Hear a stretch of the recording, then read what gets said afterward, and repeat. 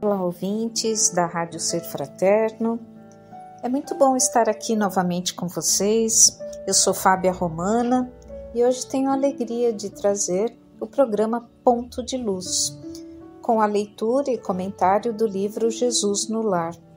Livro muito utilizado para a realização do Evangelho no Lar, até porque é basicamente o que acontece em todas as narrativas deste livro. Momento em que Jesus estava na casa de Simão Pedro, junto com os apóstolos, junto com os familiares, junto com seus seguidores. É estranho falar seguidores de Jesus, né? Parece que ele tem um Instagram. Enfim, junto com aqueles que queriam ouvir da sua palavra, do seu esclarecimento, que queriam usufruir das suas vibrações de amor e paz. É basicamente o que Chico fez durante praticamente toda a sua vida, tendo ao seu redor pessoas sedentas de ouvir palavras de conforto, palavras de carinho, palavras que os estimulassem a buscar a sua transformação, a sua renovação íntima. E essas pessoas, assim como lá, quem acompanhava Jesus nestes momentos de pregação, sentem a vibração no ar, sentem a paz, sentem a harmonia, sentem a fé renovada, as esperanças fortalecidas. E quando nós fazemos qualquer tipo de reunião para conversar, para conhecer sobre a Boa Nova, é justamente isso que trazemos para junto de nós. Bem-estar, paz, harmonia, proteção, fortalecimento e uma série de outras coisas que talvez nós nem consigamos captar pelos olhos terrenos, mas recebemos plenamente pelo nosso espírito. Esta semana, a semana passada, nós soltamos no grupo de WhatsApp da rádio uma enquete sobre o Evangelho no Lar. E se você não participa do grupo, onde o Mauro várias vezes por dia atualiza sobre a programação, sobre o horário que acontecerá determinada coisa, ele posta a programação completa do dia. Enfim, se você não estiver neste grupo, descendo aqui a sua tela da página inicial da rádio, você encontra um símbolo do WhatsApp. É o WhatsApp da rádio e lá o Mauro vai direcionar você para o grupo que eu citei e também para o grupo que transmite diariamente a radionovela. São grupos fechados, ou seja, não tem zilhões de postagens por dia, e você pode se manter atualizado e, ao mesmo tempo, se sentir convidado a participar da programação da rádio, se sentir convidado a refletir. Agora eu tenho um minutinho, eu consigo ouvir a rádio, deixa eu ver o que tem lá. Eu queria tanto ouvir uma música, acalmar um pouco a minha mente, deixa eu ver o que tem lá. Nossa, eu precisava tanto ouvir uma palavra de consolo, de conforto, de orientação, deixa eu ver o que tem lá. E você encontrará diversas coisas, pode acreditar. E não apenas na rádio, né, gente? Porque a rádio tem braços, como eu gosto de brincar, que estão presentes no Instagram, no Face, no YouTube.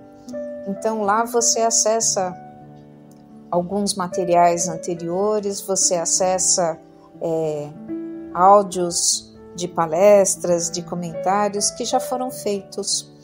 É óbvio que o intuito da rádio é que você esteja ali conectado online, que você se deixe conduzir pelas vibrações, que você se deixe conduzir pelas emanações presentes ali, nesse momento em que a rádio está tocando no seu lar, nesse momento em que você está acompanhando a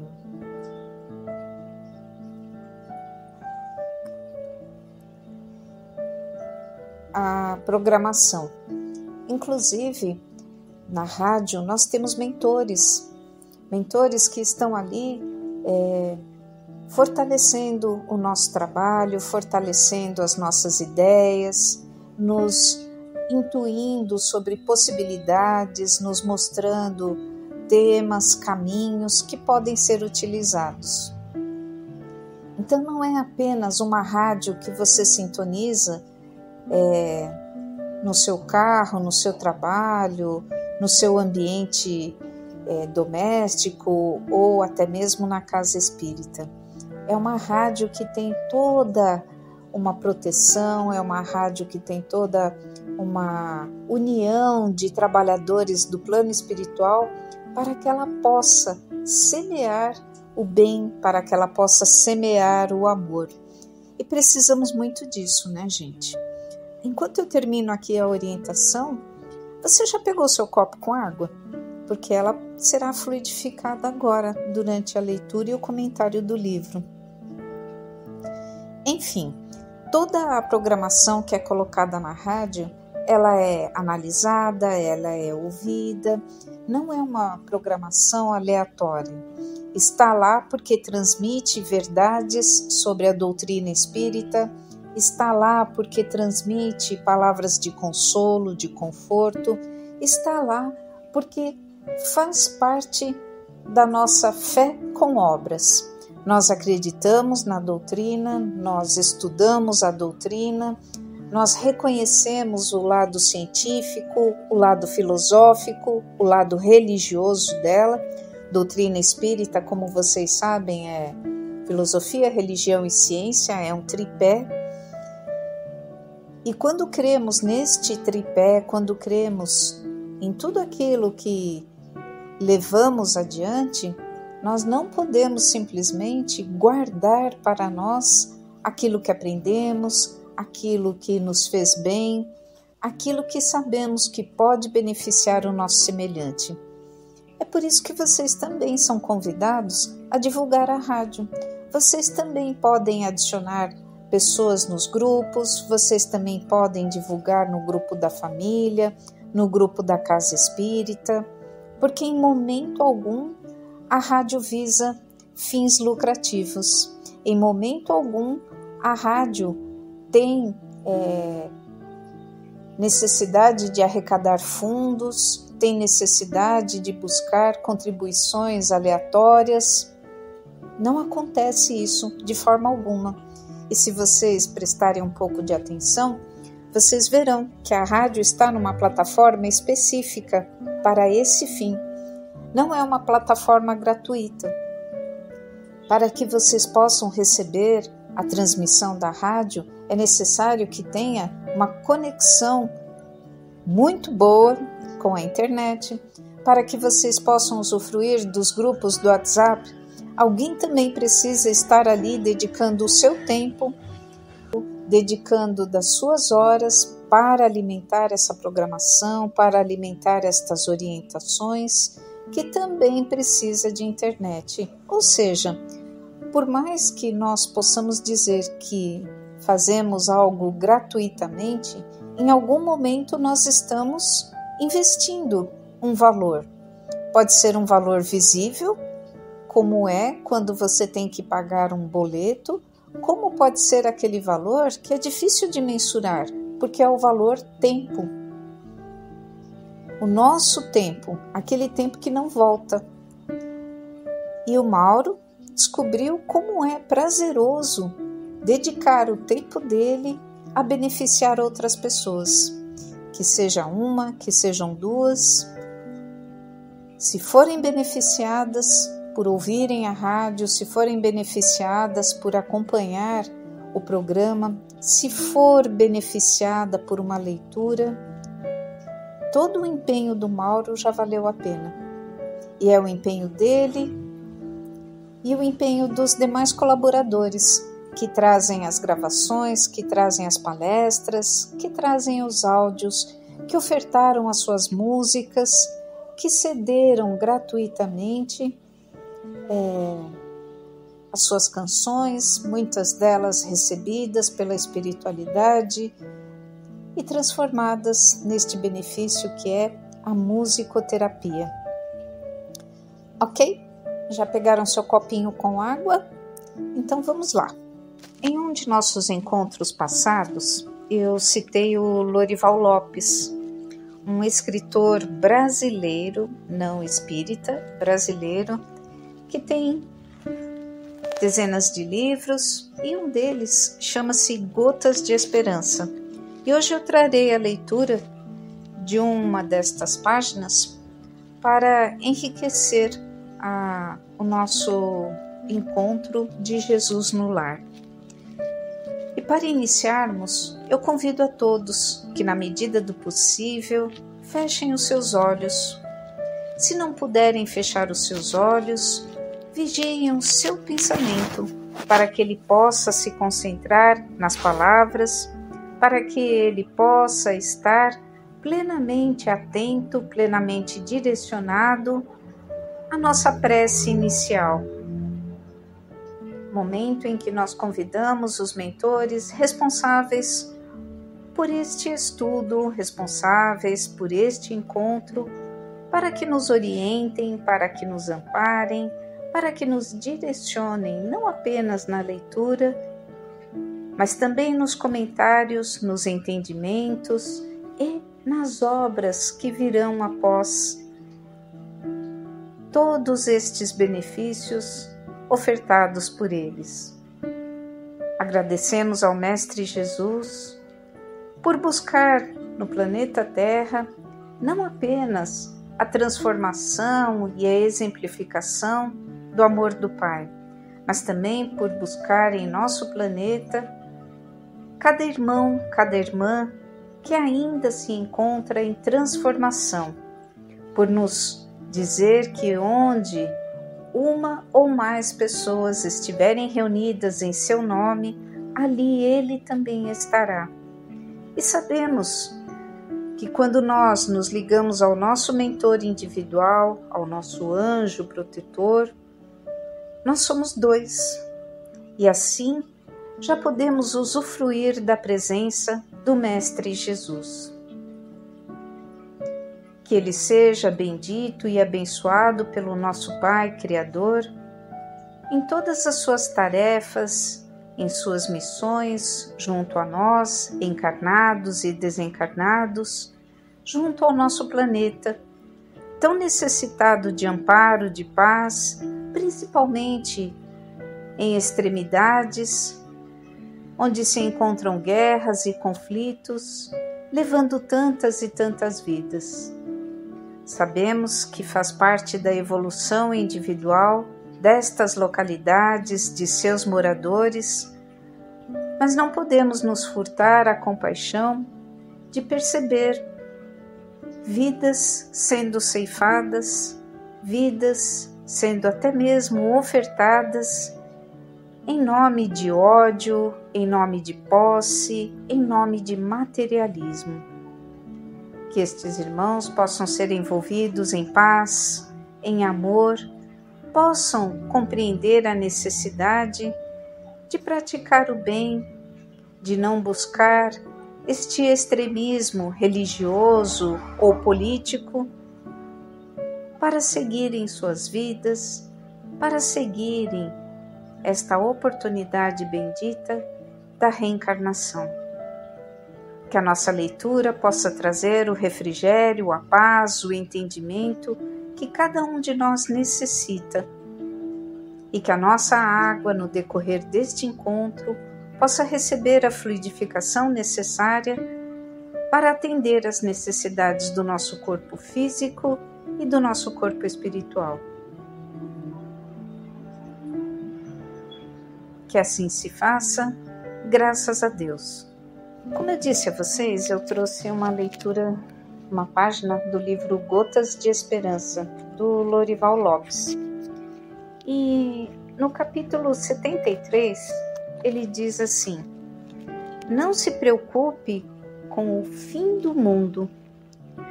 São os homens que fazem os dias e as noites, a chuva, o vento, as tempestades, o calor. O mundo, tendo sido feito por Deus, está sujeito à determinação divina.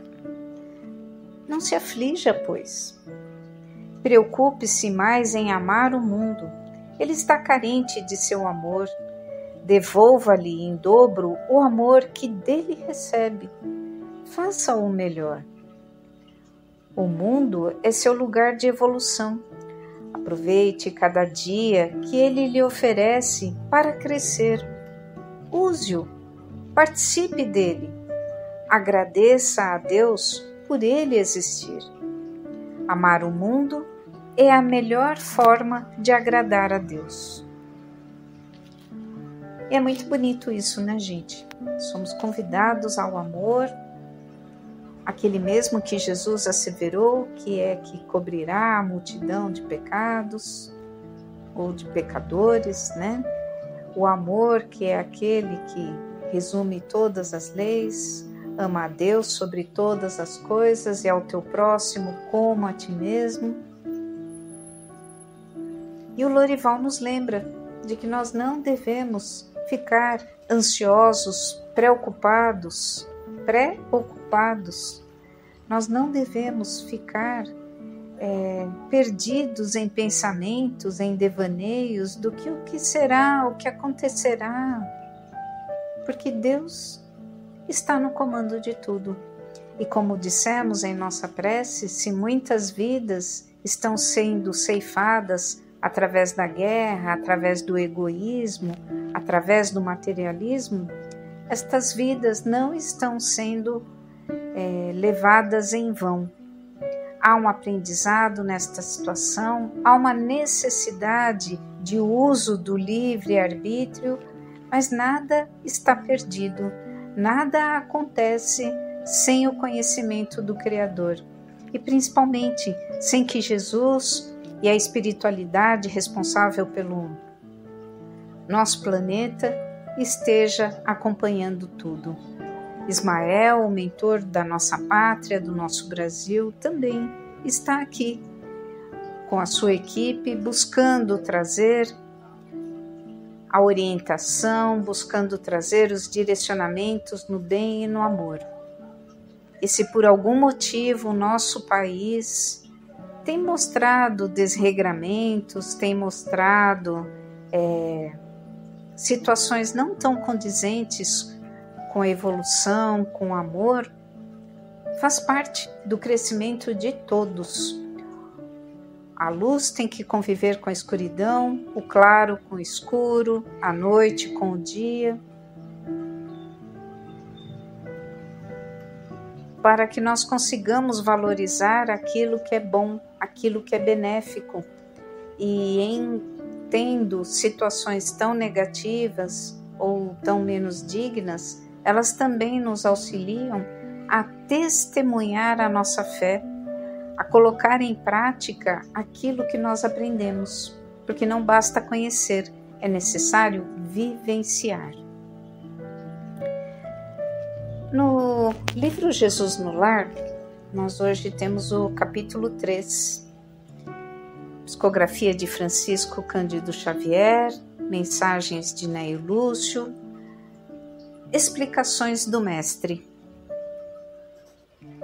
Em plena conversação edificante, Sara, a esposa de Benjamim, o criador de cabras, ouvindo comentários do Mestre nos doces entendimentos do lar de Cafarnaum, perguntou de olhos fascinados pelas revelações novas. A ideia do reino de Deus em nossas vidas é realmente sublime. Todavia, como iniciar-me nela? Veja lá, ela já estava ouvindo as orientações de Jesus, ela já fazia parte daquela assembleia que se reunia para receber os ensinamentos, mas ela ainda não tinha se conscientizado, ou ela ainda não tinha percebido de que ela já fazia parte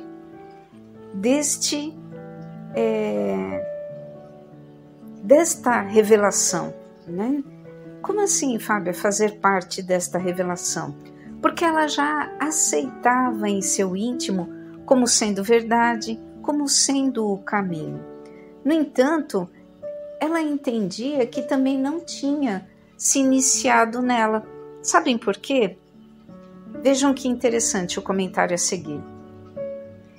Temos ouvido as pregações à beira do lago e sabemos que a Boa Nova aconselha, acima de tudo, o amor e o perdão. Eu desejaria ser fiel a semelhantes princípios, mas sinto-me presa a velhas normas. Não consigo desculpar os que me ofendem. Não entendo uma vida em que troquemos nossas vantagens pelos interesses dos outros. Sou apegada aos meus bens e ciumenta de tudo o que aceito como sendo propriedade minha. A dama confessava-se com simplicidade, não obstante o sorriso desapontado de quem encontra obstáculos quase invencíveis. E foi mesmo, né, gente? Foi muito bonito como ela abriu o coração, como na frente de todos, ela confessou as suas falhas, as suas fragilidades, as suas imperfeições. E não é porque era lá atrás, não, que ela não está sujeita a que algumas pessoas façam comentários maldosos em cima das suas fragilidades. Não é porque era lá atrás que não pode acontecer de alguma pessoa se aproveitando dessa sua confessa atitude menos digna, dessa sua confessa atitude distante do amor, queira se aproveitar para prejudicá-la, para manipulá-la. Isso tem hoje e também tinha lá atrás. Tem aquela passagem do livro Há 2000 anos, em que o pai não perdoa Emmanuel, né? Então, na posição de Públio Lentulus, um senador romano, ele não perdoa Públio por ter pego o seu filho como escravo. E esse não perdão dele contamina os seus familiares e faz com que, mesmo estando em situação vantajosa diante de tantos outros, eles arquitetem uma tramóia, eles arquitetem uma vingança terrível. E quem já leu o livro sabe que o desenrolar é assim, de deixar qualquer um boquiaberto. E é a narrativa de uma verdade, é a narrativa do que aconteceu àquela época. E nós temos tantas outras situações que nos deixam boquiabertos e que hoje são transmitidas, são narradas de forma extremamente veloz, através da internet, através dos inúmeros meios de comunicação de que nós dispomos. E diante de uma vantagem que nós temos, nós não conseguimos aproveitar dos benefícios dessa vantagem. Porque se lá atrás, envolvidos pela dificuldade de se fazer chegar o conhecimento, envolvidos pela dificuldade de se fazer chegar uma palavra de conforto, de amor, hoje nós temos isso tudo chegando até nós em uma velocidade incrível, mas preferimos nos apegar àquilo que chega de forma nociva, àquilo que nos chega de forma a transmitir a crueldade, a maldade, a intemperança, a insensatez das pessoas.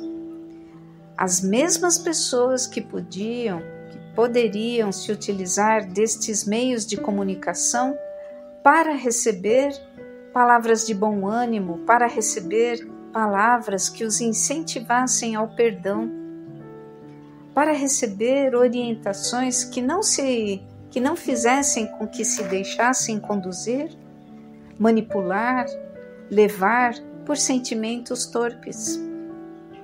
Enfim,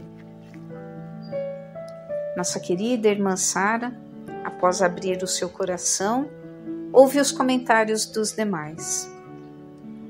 Pedro diz: para isso é indispensável a boa vontade. Você tem que querer, né, gente? Se você não tiver um mínimo de boa vontade, não adianta. E aí nós vemos no Evangelho, né, que basta que nós tenhamos a fé do tamanho de um grão de mostarda.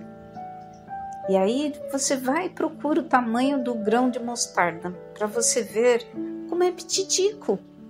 E a espiritualidade vai além. Nos diz que basta nós desejarmos, que todo o universo começa a se movimentar a nosso favor. E quando a espiritualidade diz o universo, não é que forças mágicas, não, gente. Podem ser forças invisíveis, porque não estão ao nosso alcance nos nossos sentidos materiais, mas são forças existentes em todo o cosmos, em todo o universo. E quando nós pensamos uma coisa, criamos sintonia, criamos um magnetismo, criamos ligação, e essas coisas começam a se movimentar, assim como a engrenagem de um relógio. E a esposa de Simão diz assim: com a fé em nosso Pai Celestial, atravessaremos os tropeços mais duros. Então vejam, os dois irmãos, tanto Pedro como a esposa de Simão, disseram coisas que nós comumente ouvimos. Tenha fé, tenha coragem, pegue na mão de Deus e vá, confie, faça a sua parte, não é? Geralmente nós ouvimos isso, mas no momento em que o nosso coração está dolorido, essas coisas parecem até uma chicoteada, não parece? Porque muitas vezes a gente fala, é tão fácil falar com a barriga cheia, é tão fácil falar com as contas pagas, é tão fácil falar com seu emprego garantido. Você fala porque você não está vivendo a minha situação. E em algumas pessoas isso gera até a revolta. Ao invés da palavra de bom ânimo, trazer-lhe um curativo para as chagas, para as feridas, a palavra de bom ânimo e estímulo parece que traz ali uma faquinha que entra no machucado e vai revirando. Porque naquele momento a pessoa está lidando não apenas com a situação, ela está lidando também com as influências espirituais da situação, com as influências espirituais do seu pretérito. O que passou, passou. Muita calma nessa hora. É preciso entender, sim, o que passou, passou. Você não consegue voltar no passado e modificá-lo. Você não precisa carregar o seu passado todos os dias, mas você precisa estar ciente de que o passado existiu. E por ter existido, outras pessoas foram envolvidas. Mas o que eu fiz era só meu. Nunca é só seu. Existem familiares, existem amigos, existem pessoas que confiam na sua palavra, que confiam nas suas orientações, que confiam em você. Existem pessoas que pegam os seus exemplos para modificar a própria vida. Existem pessoas que se decepcionam com você, que se decepcionam com a gente, não é mesmo? Às vezes você fez uma coisa que não afeta não era para afetar diretamente essa pessoa, mas acabou afetando indiretamente. E dependendo, novamente, do seu estado de espírito, das suas companhias espirituais, do seu ânimo, da sua fé, da sua predisposição, o que era uma gotinha vira um dilúvio. E uma atitude sua se torna algo arrastado por essa pessoa em forma de ódio, em forma de necessidade de vingança, por várias e várias e várias décadas. Enfim. Fábia, então não é pra gente falar nada quando a pessoa está reclamando, quando a pessoa está dizendo que está passando por dificuldade? Sim, nós precisamos levar uma palavra de conforto, nós precisamos levar uma palavra de bom ânimo.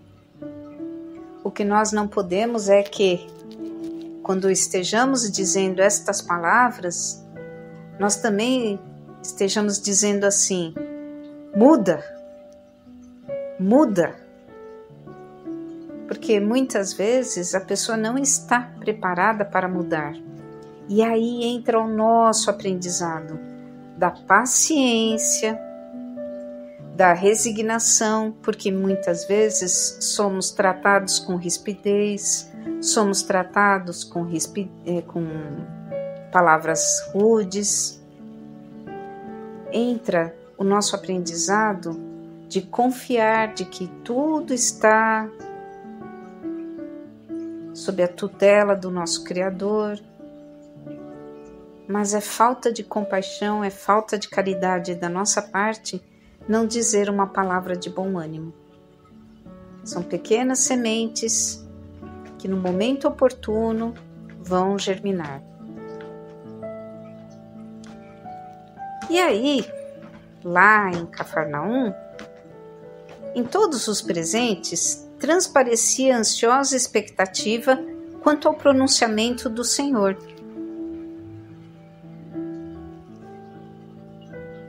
Que falou em seguida a longo silêncio. Sara, qual é o serviço fundamental de tua casa? É a criação de cabras, redarguiu a interpelada, curiosa. Como procedes para conservar o leite inalterado e puro no benefício doméstico? Ah, Senhor, antes de qualquer providência, é imprescindível lavar cautelosamente o vaso em que ele será depositado. Se qualquer detrito ficar na ânfora, em breve todo o leite se toca de franco azedume e já não servirá para os serviços mais delicados. Olha que interessante, né, gente? E mais uma vez, Jesus ia e buscava uma analogia com aquilo que a pessoa conhecia bem. Então Sara sabia, talvez fosse até a sua responsabilidade, de que se ela não lavasse o recipiente onde o leite seria depositado, esse leite se perderia, porque não pode ficar aquela sujeirinha na parede, não pode ficar aquela marquinha de que já houve leite ali. É necessário que esteja totalmente limpo, totalmente purificado do que anteriormente foi depositado ali. Perceberam? O que já foi posto ali precisa ser limpo e esquecido para não estragar o que será posto adiante. Interessante, né? Aí Jesus sorri e explana. Assim é a revelação celeste no coração humano.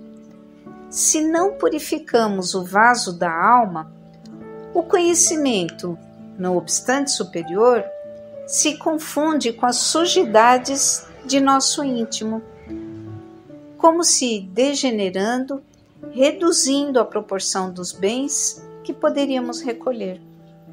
Em verdade, Moisés e os profetas foram valorosos portadores de mensagens divinas, mas os descendentes do povo escolhido não purificaram suficientemente o receptáculo vivo do Espírito para recebê-las. Então o pessoal saiu lá do Egito em busca da terra prometida, seguiu Moisés e ficou 40 anos, né, gente? Rodando lá no deserto, sujeito a inúmeras intempéries, carestias, dificuldades. Por quê? Porque eles não estavam preparados, eles não estavam ainda despojados de tudo aquilo que eles já traziam como sendo corriqueiro em suas vidas. Tanto que, se nós prestarmos um pouco de atenção, 40 anos se passaram, certo?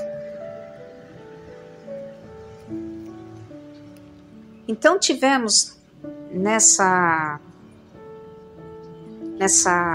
nesse povo que caminhou ali pelo deserto em busca da terra prometida, nós tivemos filhos e muito provavelmente nós tivemos também netos que nasceram no deserto, que nasceram ali ouvindo seus pais dizendo que estavam buscando a terra prometida. Alguns pais sequer chegaram nessa terra prometida, porque quando saíram do Egito já estavam com a idade avançada. Foi castigo? Foi punição? Foi uma brincadeira de Deus? Era Moisés perdido que não sabia traçar uma linha do Egito até a terra prometida? Não. Era o período necessário para a transformação dessas almas, para a transformação destes espíritos. Foi o período necessário, inclusive, para que esses novos espíritos que reencarnaram naquela época estivessem mais distanciados do que foi vivido lá no Egito. Então esse povo andando ali pelo deserto foi se distanciando do que já conhecia lá do Egito, não é mesmo? Porque eles também tinham uma missão muito importante. Eles tinham que trazer a nova fase de conhecimento, de evolução a que nós estávamos destinados. Eles foram o povo escolhido para a terra prometida. Eles foram o povo escolhido para levar os 10 mandamentos, de não matar, não roubar, não cobiçar a mulher alheia. E esses mandamentos não eram seguidos ali, junto desse próprio povo. Lembram daquela passagem em que Moisés sobe ao monte para conversar com Deus e o pessoal impaciente porque Moisés não desce, porque eles não acham o caminho, porque blá, blá, blá. O povo lá impaciente, o que começa? Começa a juntar as joias, a juntar o ouro e a fazer estátuas, a fazer o tal do bezerro de ouro para que eles pudessem glorificar, para que eles pudessem seguir a um Deus palpável, visível. E era justamente disso que eles estavam precisando se desligar, porque no Egito, assim como em muitas crenças da antiguidade, haviam diversos deuses. O Deus Sol, o Deus Lua, o Deus das guerras, o Deus Trovão, o Deus da chuva, o Deus da colheita. Essa crença de vários deuses era comum. Cada um trazia ali na sua memória reencarnatória um conhecimento, um entendimento da divindade. E Moisés estava incumbido de mostrar a esse povo escolhido que existe um único Deus, de que existe um único Criador. Era uma missão grandiosa e Moisés levou-a contento. Sofreu, penou, purgou. E hoje, graças não só ao seu empenho, como a de muitos outros, nós temos essa primeira fase da evolução como degrau das leis morais, da unificação da divindade. Assim como com o passar do tempo, nós fomos aprendendo que não existem os deuses como eram conceituados, por exemplo, na Grécia Antiga. Semideuses, deuses, homens nascidos do convívio entre deuses e mortais. Não existe isso. Faz parte da mitologia, faz parte da criação, faz parte até do imaginário de muitos. E esse imaginário foi se passando, foi virando tradição, foi afastando as pessoas da verdade. E aí, quando o povo já estava preparado, já estava com o receptáculo relativamente limpo, já estava pronto a limpar o que faltava desse vaso, desse receptáculo, Jesus veio. Jesus veio trazer a boa nova, veio trazer as leis de amor, veio trazer o novo leite a ser depositado naquele cântaro, naquele vaso.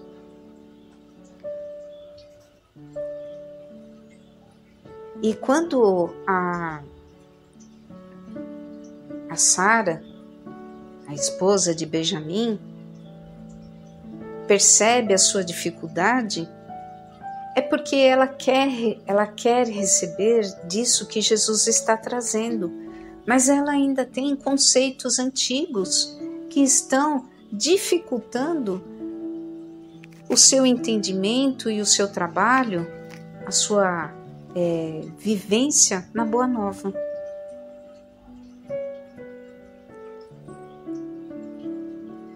E aí Jesus continua. Em verdade, Moisés e os profetas foram valorosos portadores de mensagens divinas, mas os descendentes do povo escolhido não purificaram suficientemente o receptáculo vivo do Espírito para recebê-las. É por isto que os nossos contemporâneos são justos e injustos, crentes e incrédulos, bons e maus ao mesmo tempo.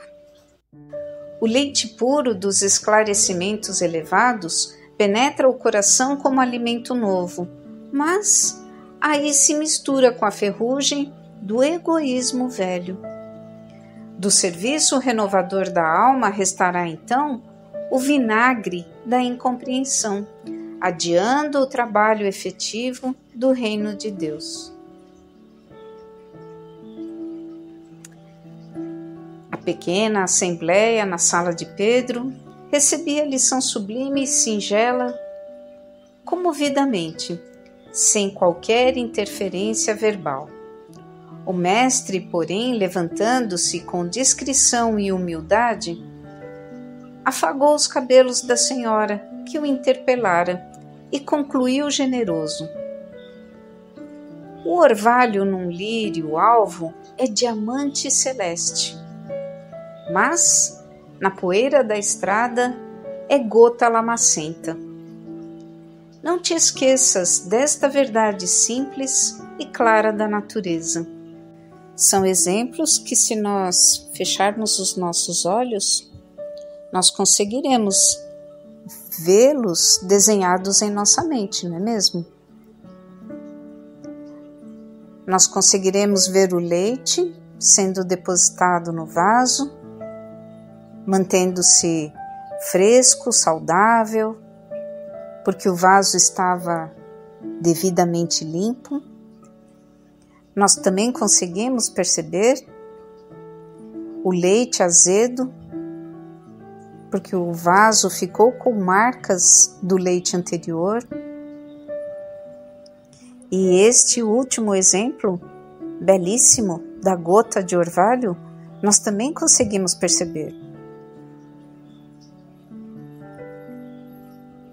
Realmente uma gotinha na poeira vira lama, perde toda a sua beleza.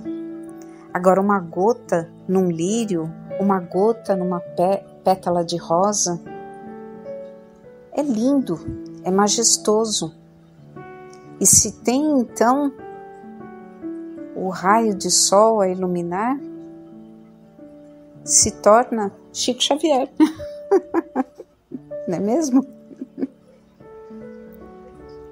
Talvez muitos de nós sejamos ainda como Sara. Sejamos ainda a poeira da estrada que, quando recebe essa gota de orvalho, ao invés de deixá-la límpida como é, a emporcalha com as nossas mazelas, a emporcalha com o nosso entendimento. Então é assim, ela falou em ciúmes, ela falou em posse. Nós somos, muitas vezes, donos do que está ao nosso redor.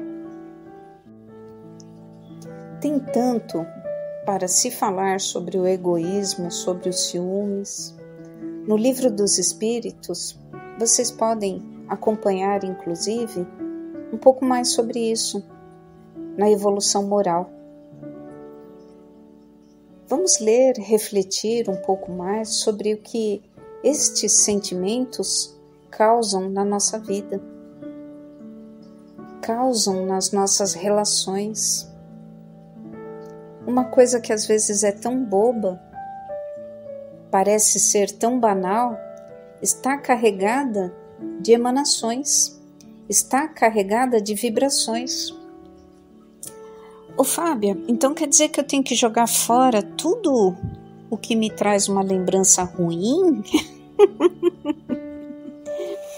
Eu lembro uma vez, gente, há alguns anos atrás, quando eu iniciei na doutrina, eu tinha algumas dificuldades e quando eu passei em orientação, a orientadora olhou para mim. Na época eu estava com uma jaqueta de couro. Foi minha primeira e única jaqueta de couro que o meu ex-marido tinha me dado. E eu estava com um brinco de pena. Eu sempre usava só um brinco de pena. Então, chegava eu lá com aquele brinco de pena, todo mundo olhava para mim, né? E aí a pessoa falou assim: você sabe que quando você, toda diferentona assim, entra num lugar, você chama atenção, né? E esse brinco que você está usando, as pessoas se voltam direto para você por causa do seu brinco. Esse seu brinco é um grande problema na sua vida. Essa sua jaqueta é um grande problema, porque mostra o materialismo em você. E esse brinco e essa jaqueta, blá, blá, blá, blá. Ela falou tanto isso, gente, e eu estava tão sensibilizada pelos problemas que eu passava na época, que foi muito engraçado. Eu saí da orientação, uma sala lá da orientação, a primeira lixeira pela qual eu passei, eu joguei o meu brinco de pena. Um brinco que eu amava, diga-se de passagem. Aí passando pela recepção, tinha lá umas sacolas no chão que o pessoal estava doando, né? As roupas para o bazar. Eu joguei minha jaqueta lá. Foi assim, sabe? ela foi tão contundente, eu estava tão desesperada, que eu saí jogando fora, me libertando. Olha só, gente, me libertando de tudo o que trazia os problemas na minha vida. Então, quando eu saí naquele dia da casa espírita, eu falei, minha vida está transformada. Joguei fora o meu brinco, me desfiz da minha jaqueta, agora minha vida vai para frente. E aí, gente? Era isso mesmo? Será que está certo? Será que o problema na minha vida era chamar a atenção? Será que o problema era eu? Será que no fundo, não houve um pouco de interferência da personalidade da pessoa que me entrevistou, que me orientou? Que era uma pessoa mais tradicional, uma pessoa de tons pastéis, que não usava nada chamativo, querendo mostrar que eu estava muito cheguei. Será que o que ela me orientou realmente foi doutrina espírita? Mas, Fábia, você estava numa casa espírita. Se você não acreditar no que eles falam, você vai acreditar no quê? Vejam que eu brinquei com a palavra acreditar, né? Fé raciocinada. A doutrina espírita nos mostra a fé raciocinada. Então, eu posso acreditar no que ela me disse.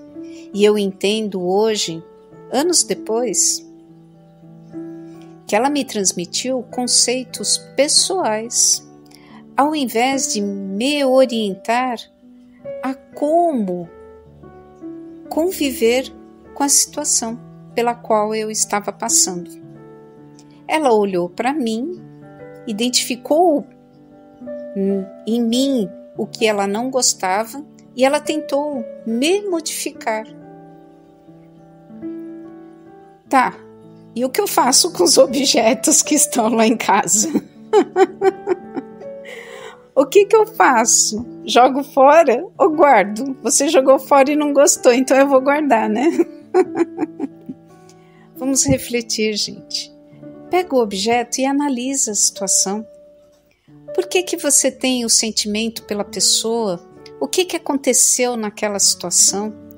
Não precisa sair fazendo uma faxina na sua casa. Faça uma análise do que aconteceu. Faça uma análise dos seus sentimentos. E lembre-se, você não vai, em momento algum, nunca modificar o outro. Mas muita coisa que eu falei, as pessoas já ouviram e modificaram, nelas mesmas, porque eu só falo verdades. Não é bem assim, né, gente? A pessoa só se modifica quando ela está preparada.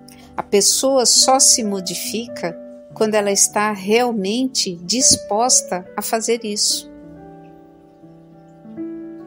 Então, tudo o que você quiser fazer, faça em você. Comece por você. E o seu exemplo, que você não precisa ficar esfregando embaixo do nariz de ninguém, é que vai movimentar o outro. Nós temos uma responsabilidade muito grande, principalmente aqueles que estão dentro da casa espírita, que estão dentro de quaisquer lugar, levando a boa nova dentro do seu próprio lar.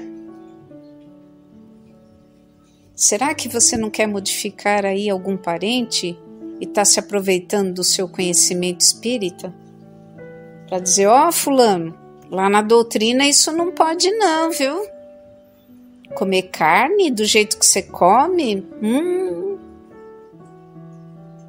Aí você vem e me mostra, por favor, onde que está escrito que nós não podemos consumir carne. Que nós não devemos consumir carne. Porque aí eu vou te lembrar daquilo que Paulo disse. Tudo me é lícito, mas nem tudo me convém. Quem vai decidir o que me convém sou eu mesma, porque tudo eu posso. Eu posso tudo, tudo me é lícito, mas nem tudo me convém, porque eu já compreendi que, embora eu possa tudo, nem tudo me fará bem. Eu posso beber, eu posso fumar, por exemplo, mas eu já compreendi que beber e fumar não me faz bem. E vejam que eu estou dando exemplos que, embora sejam muito difíceis de serem vencidos, fala para a pessoa que fuma parar de fumar, ou quando ela decide que ela quer parar de fumar, para a pessoa que bebe, ela encontra inúmeras dificuldades. Mas vou falar para vocês, viu? É muito mais fácil parar de fumar, parar de beber, parar de consumir carne, do que vencer algumas tendências, algumas más tendências que nós carregamos. Pode crer, viu? Vamos para o nosso final? E para finalizar o nosso encontro, eu peço licença à espiritualidade amiga responsável por este ambiente para deixar a todos o desejo de que, após ouvirem estas palavras, após ouvirem estas reflexões, possam levar para o seu dia a dia novos rumos, novas intenções, novos desejos de transformação e renovação. Eu peço a estes irmãos que me secundem nesta intenção, acompanhando aqueles que, ouvindo as palavras de Jesus, que ouvindo o desabafo de Sara, se identificaram em seus momentos diários, em suas situações cotidianas e reconheceram a necessidade de trabalhar algo em si mesmos.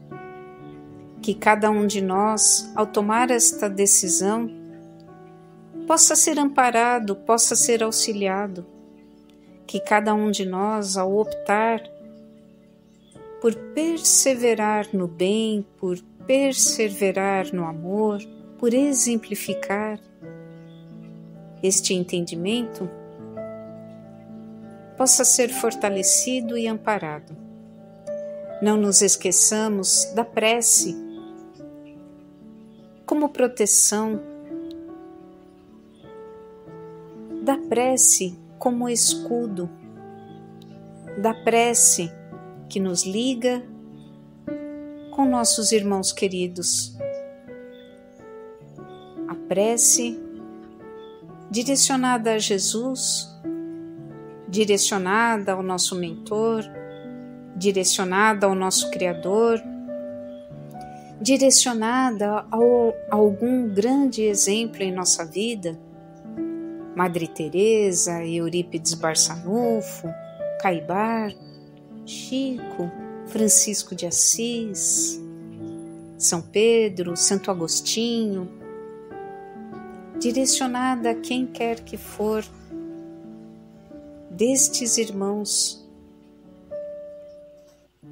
que ela possa ser atendida dentro das nossas necessidades e do nosso merecimento, acrescida da misericórdia divina. Que ao sorver a nossa água, recebamos os fluidos necessários ao nosso refazimento físico e espiritual. Que a nossa fé se fortaleça, que a nossa esperança se renove e que nós possamos nos reencontrar a breve pelas ondas da web rádio Ser Fraterno. Obrigada por este ambiente, por este espaço e por esta oportunidade, Senhor. Abençoa a todos que se dedicam, abençoa a todos que corroboram para que este trabalho seja levado avante. Que assim seja, graças a Deus. Obrigada, meninos e meninas, pela companhia e até breve.